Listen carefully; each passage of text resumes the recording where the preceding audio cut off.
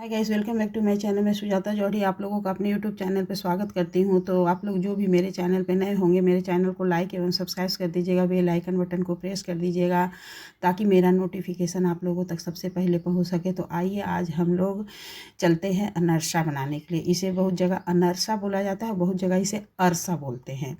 गांव देहात में लोग इसे अरसा बोलते हैं। तो इसे बनाने के लिए हमें किन किन सामग्री की ज़रूरत पड़ेगी। तो चावल, गुड़, तेल, बस 3 सामग्री की ज़रूरत है इसमें। तो देखिए, सबसे पहले हमें क्या करना है, चावल को इस तरह से पीस के तैयार करना है। तो चावल को हमें पीसने से पहले हमें चावल को 24 घंटे के लिए भिगोना पड़ता है। 24 घंटे के लिए चावल को धो करके भिगो दीजिए और भिगोने के बाद से फिर हमें चावल को एक सूप में या एक कपड़े पे फैला देना है। उसे धूप नहीं लगाना है, बस छाए में ही सूख जाएगा। और ये देखिए, इस तरह से फैलाने के बाद से हमें जब इसका पानी निथर जाए तो हमें इसे मिक्सी में पीस लेना है। तो ये देखिए, अब चावल सूख चुका है, मतलब पानी इसका निथर गया है। चावल में हल्का सा गीलापन रहेगा ही तो ही पीसना है, धूप में रख देंगे तो ख़राब हो जाएगा। तो इस तरह से हमें मिक्सी के जार में थोड़ा थोड़ा चावल डाल करके इसे पीसना है। बहुत ज़्यादा चावल इकट्ठे नहीं भर लेना है, थोड़ा थोड़ा डाल के पीसेंगी तो महीन और जल्दी पिसा जाएगा। इसलिए हमें थोड़ा थोड़ा डाल कर ही पीसना चाहिए, तो ऐसे तुरंत हो जाता है। और ज़्यादा डाल देंगी तो उसे पीसने में समय भी लग जाता है और फिर महीन नहीं होने पाता है। तो इसलिए हमें चावल को इस तरह से मिक्सी के जार में पीस लेना है और पीसने के बाद से इसे हमें चाल लेना है। तो महीन चलनी से चालना है, चावल मोटा नहीं होना चाहिए। तो इस तरह से हमें पूरे चावल को थोड़ा थोड़ा करके पीसना है और पीस कर देखिए हमें इस तरह से चलनी में इसे चाल करके तैयार करना है।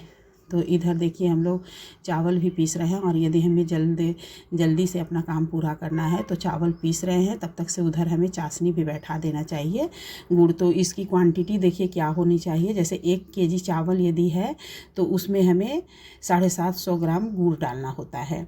तो इधर हम लोग का चावल पीस रहा है और ये देखिए चावल मैं थोड़ा थोड़ा करके पीस रही हूँ। तब तक से उधर मैं गैस पे चाशनी भी बैठा देती हूँ, ऐसे हमारा काम जल्दी से हो जाएगा। तो चाशनी बैठा देखिए, कढ़ाई बैठा करके उसमें हमें आधा गिलास बस पानी डालना है, ज़्यादा पानी नहीं डालना है। तो हमें आधा गिलास पानी डाल देना है। पानी डालने के बाद हमें 750 ग्राम गुड़ डालना है, क्योंकि ये हमारा चावल 1 केजी है। तो 1 केजी चावल में हमें 750 ग्राम गुड़, मतलब 3 पाव देहाती भाषा में। और यदि 2 किलो है तो आपको 1.5 किलो गुड़ डालना है। इस तरह से इस हिसाब से हमें डालना होता है। तो गुड़ में हमें पानी में गुड़ डाल देना है और गुड़ इधर पिघलने के लिए छोड़ देना है। देखिए ये गुड़ मैं डाल चुकी हूँ और उसके बाद से ये पानी में धीरे धीरे अपना चाशनी तैयार होते रहेगा, तब तक उधर हमारा चावल पीस करके तैयार हो जाएगा।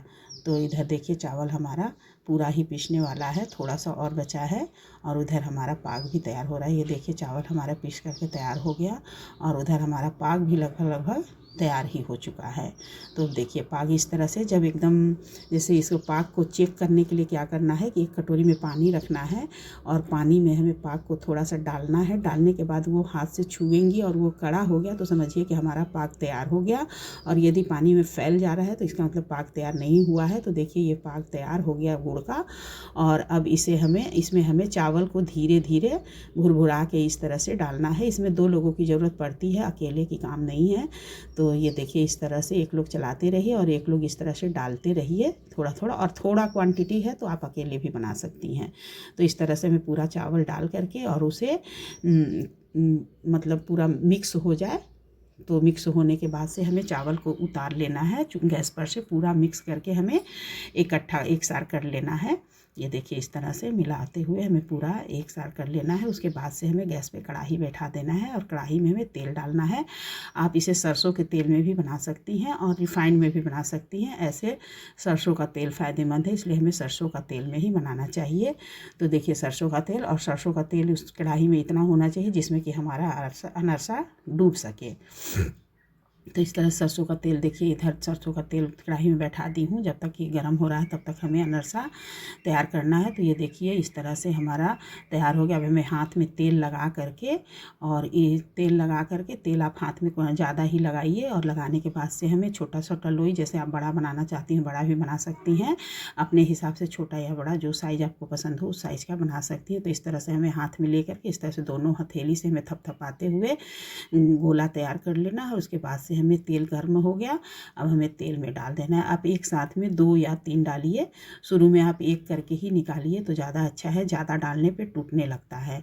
तो ये देखिए 2 या 3 डालना चाहिए, उससे ज़्यादा नहीं डालना चाहिए। मैं ज़्यादा डाल दी हूँ तो टूट गया पहली बार का, लेकिन हमें इस तरह से नहीं करना है। आप 2 या 3, इससे ज़्यादा मत डालिएगा। और देखिए एक तरफ से लाल हो गया तो हमें दूसरे तरफ से पलट लेना है, और पलटने के बाद से जब ये पक गया तो हमें इस तरह से जाली में निकाल करके और एक कटोरा लगाना है, उसमें रख देना, क्योंकि इसमें तेल ज़्यादा पी लेता है। तो हमें तेल को गारने के लिए एक कटोरे के ऊपर रख देना चाहिए ताकि तेल इसका सब गर जाए। और उसके बाद से फिर हमें इसे एक बर्तन में निकाल लेना है। निकालने के बाद से हमें आगे भी इस तरह से अनरसा अपना तैयार करते जाना है। तो घबराना नहीं है। शुरू में 1-2 टूट सकता है, लेकिन बाद में धीरे धीरे सही हो जाता है। तो इस तरह से हमारा अनरसा देखिए बन करके तैयार हो रहा है। तो ये देखिए अनरसा हमारा इतना बन के तैयार हो गया है, और खाने में ये बहुत ही मज़ेदार लगता है। तो प्लीज़ आप लोग को यदि मेरा अनरसा पसंद पड़े और खाने में टेस्टी लगे तो हमें कमेंट करके ज़रूर से ज़रूर बताइएगा कि कैसा लगा। और कमेंट में श्री राधे राधे ज़रूर से लिखिएगा, और मेरे चैनल को लाइक एवं सब्सक्राइब कर दीजिएगा, और बेल आइकन बटन को प्रेस कर दीजिएगा। तो प्लीज़ आप लोग अनरसा बनाइए, और यदि कुछ समझ में नहीं आता है तो आप लोग हमें कमेंट करके पूछ सकते हैं कि ये किस तरह से बना है और कितनी क्वांटिटी इसमें लगी है। क्वांटिटी मैं बता